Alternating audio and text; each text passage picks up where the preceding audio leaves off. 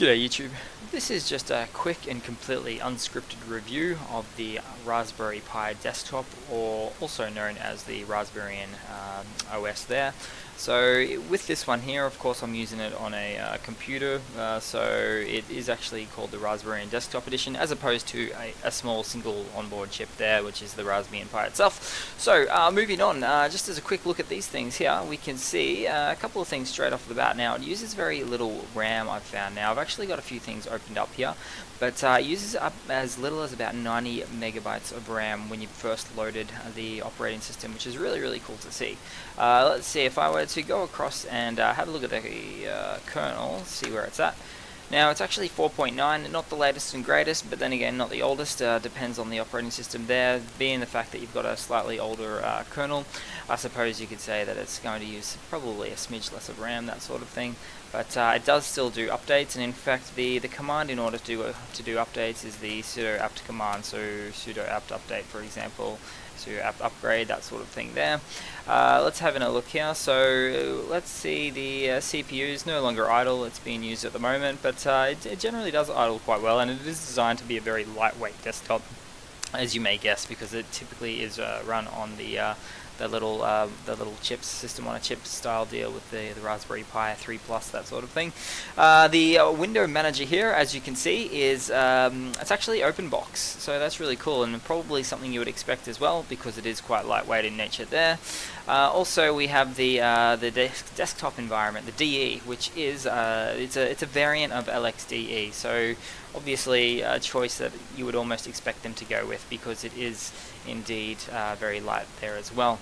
In fact, most of the information we have is here, including my CPU, which is fantastic to see, but it is running I guess a version of Debian Stretch 9.5 there as well.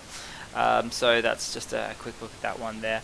Let's start by closing down everything that we can, and let's see, we should get a little bit more RAM back and a little bit more of CPU idle.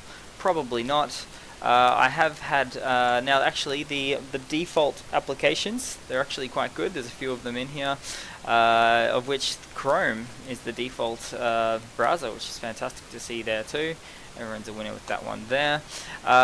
Interestingly, it does have the LibreOffice suite, and if I were to just jump up here and stop talking, I can see, so it's a really fully fledged, fully functioning, fully capable operating system, which is really nice to see. There we go, everyone's a winner yet again. Let's see, I would say that's about it. Probably the most important thing is the ability to install anything from the Debian repositories that you want. It's probably another thing to say is, since it is running from the Debian repositories there, you're likely to get an older yet more stable kernel, which is probably important for some people, because some people will indeed be using this as a server Raspberry.